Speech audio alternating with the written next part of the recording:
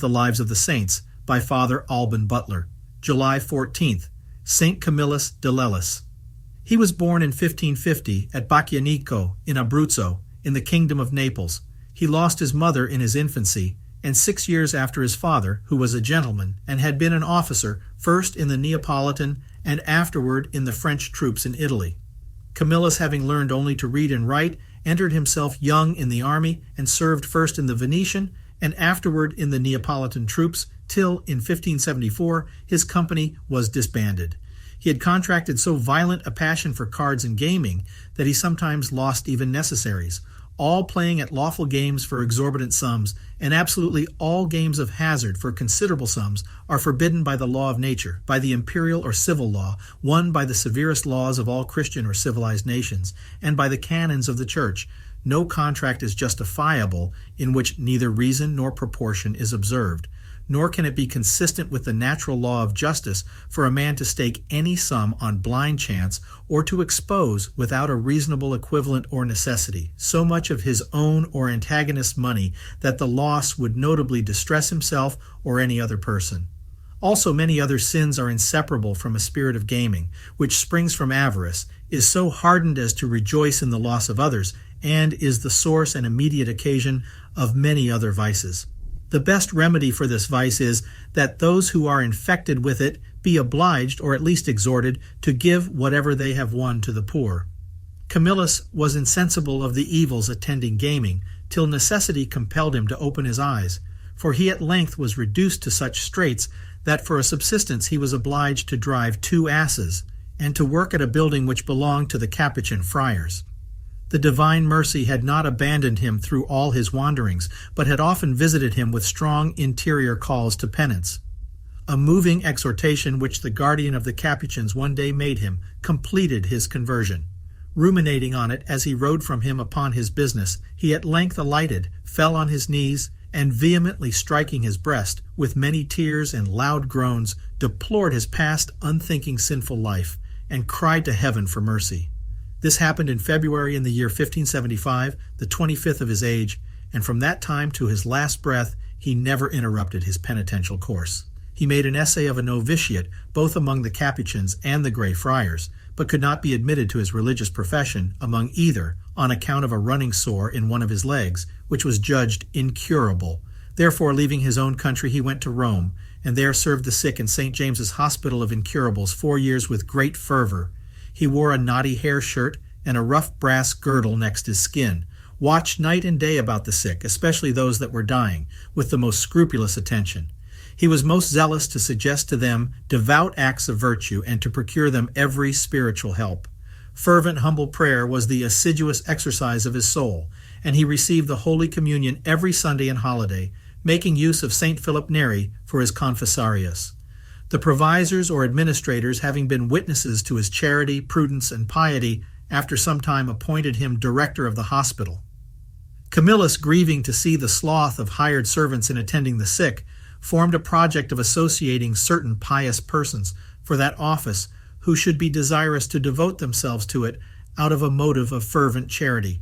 He found proper persons so disposed, but met with great obstacles in the execution of his design. With a view of rendering himself more useful in spiritually assisting the sick, he took a resolution to prepare himself to receive holy orders. For this purpose he went through a course of studies with incredible alacrity and ardor, and received all his orders from Thomas Goldwell, Bishop of St. Asaph's, suffragan to Cardinal Savelli, the Bishop Vicegerent in Rome, under Pope Gregory XIII. A certain gentleman of Rome named Fermo Calmo gave the saint 600 Roman sequins of gold, about 250 pounds sterling, which he put out for an annuity of 36 sequins a year during his life.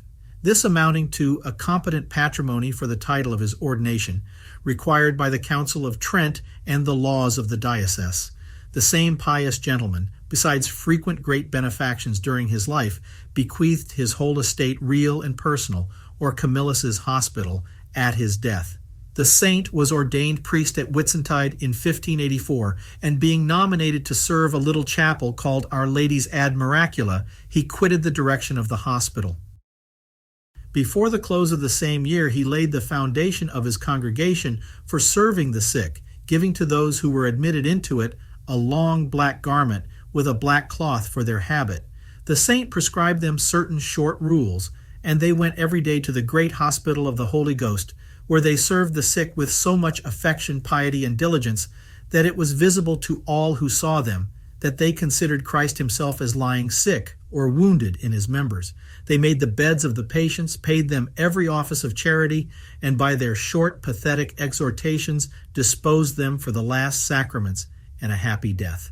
The founder had powerful adversaries and great difficulties to struggle with, but by confidence in God, he conquered them all. In 1585, his friends hired for him a large house, and the success of his undertaking encouraged him to extend further his pious views, for he ordained that the members of his congregation should bind themselves by the obligation of their institute to serve persons infected with the plague, prisoners, and those who lie dying in private houses. Sickness is often the most severe and grievous of all trials, whence the devil made it his last assault in tempting Job.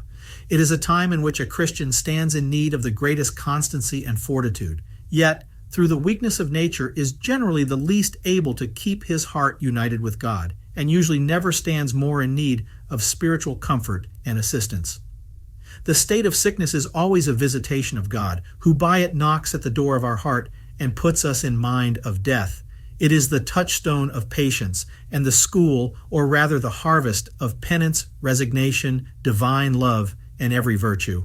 Yet by a most fatal abuse is this mercy often lost and perverted by sloth, impatience, sensuality, and forwardness.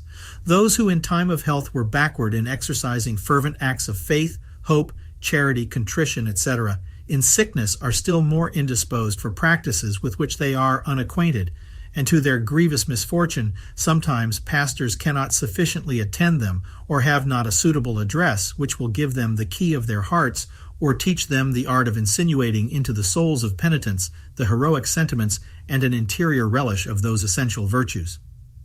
This consideration moved Camillus to make it the chief end of his new establishment, to afford or procure the sick all spiritual succor, discreetly to suggest to them short, pathetic acts of compunction and other virtues, to read by them, and to pray for them. For this end he furnished his priests with proper books of devotion, especially on penance and on the sufferings of Christ, and he taught them to have always at hand the most suitable ejaculations extracted from the Psalms and other devotions. But dying persons were the principal object of our saint's pious zeal and charity. A man's last moments are the most precious of his whole life, and are of infinite importance, as on them depends his eternal lot. Then the devil useth his utmost efforts to ruin a soul, and cometh down, having great wrath, knowing that he hath but a short time. The saint therefore redoubled his earnestness to afford every spiritual help to persons who seemed in danger of death. He put them early in mind to settle their temporal concerns, that their thoughts might be afterward employed entirely on the affair of their soul.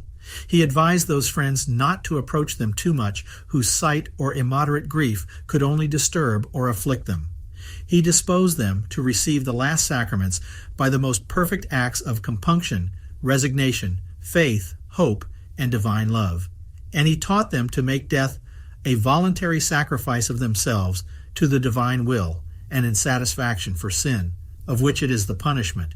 He instructed them to conjure their blessed Redeemer by the bitter anguish which his divine heart felt in the garden and on the cross, and by his prayer with a loud voice and tears, in which he deserved to be heard for his reverence, that he would show them mercy, and give them the grace to offer up their death in union with his most precious death, and to receive their soul as he, with his last breath, recommended his own divine soul into the hands of his heavenly Father, and with it those of all his elect to the end of the world.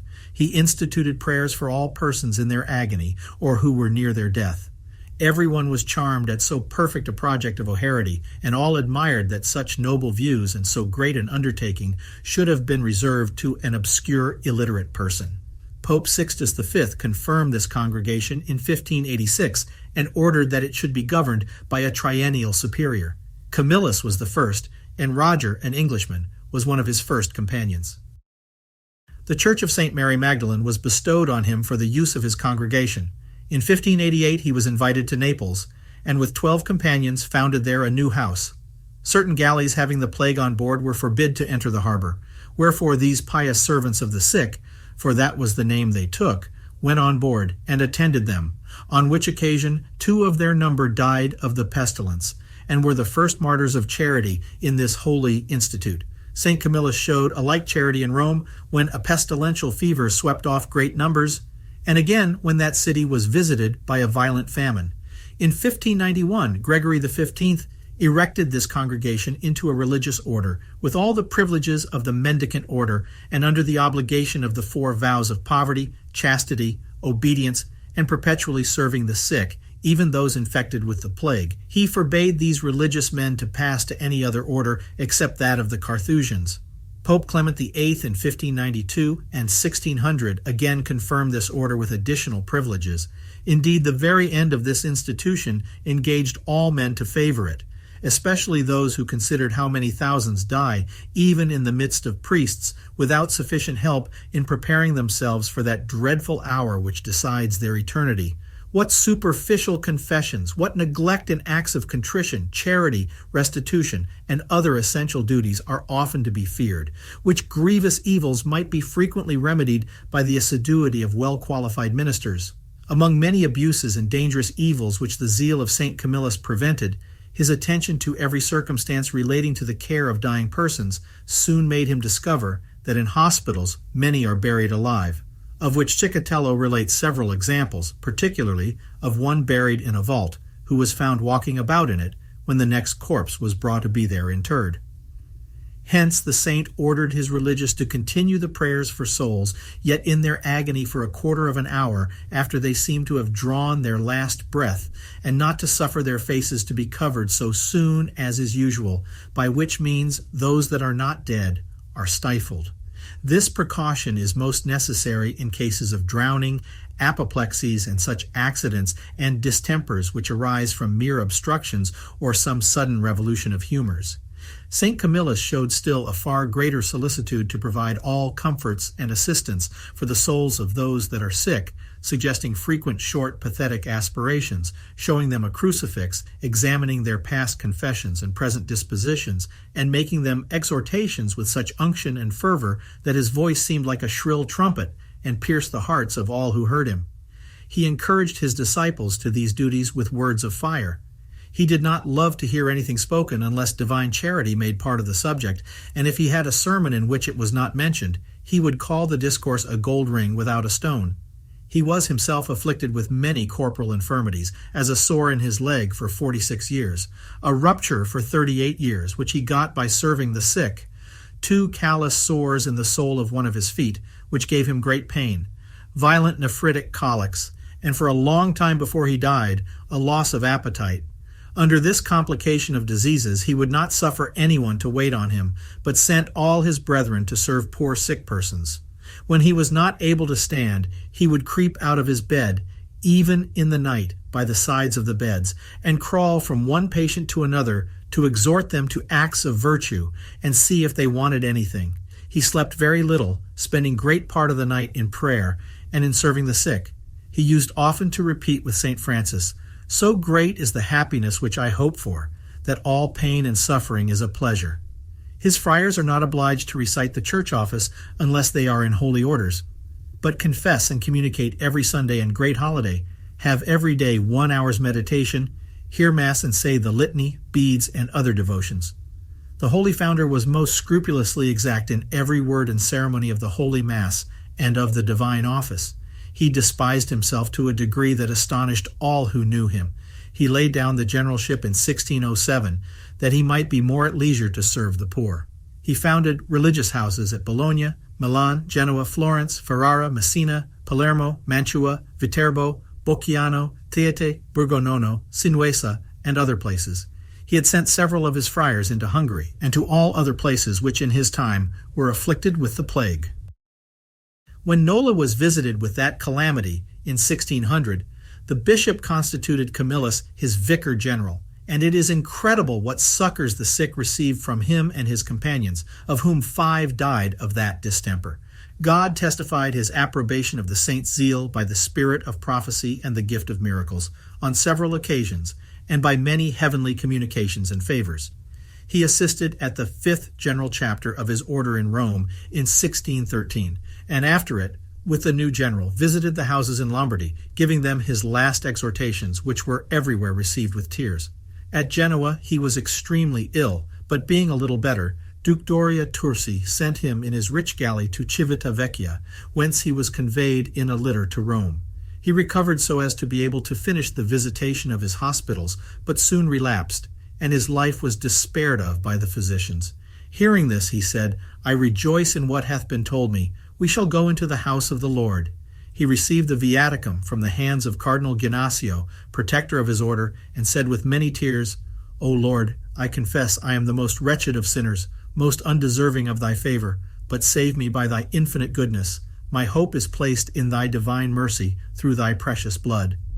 Though he had lived in the greatest purity of conscience ever since his conversion, he had been accustomed to go every day to confession with great compunction and many tears. When he received the extreme unction, he made a moving exhortation to his religious brethren, and having foretold that he should die that evening, he expired on the 14th of July, 1614, being 65 years, 1 month, and 20 days old. He was buried near the high altar in St. Mary Magdalene's Church, but upon the miracles which were authentically approved, his remains were taken up and laid under the altar. They were enshrined after he was beatified in 1742, and in 1746 he was solemnly canonized by Benedict XIV.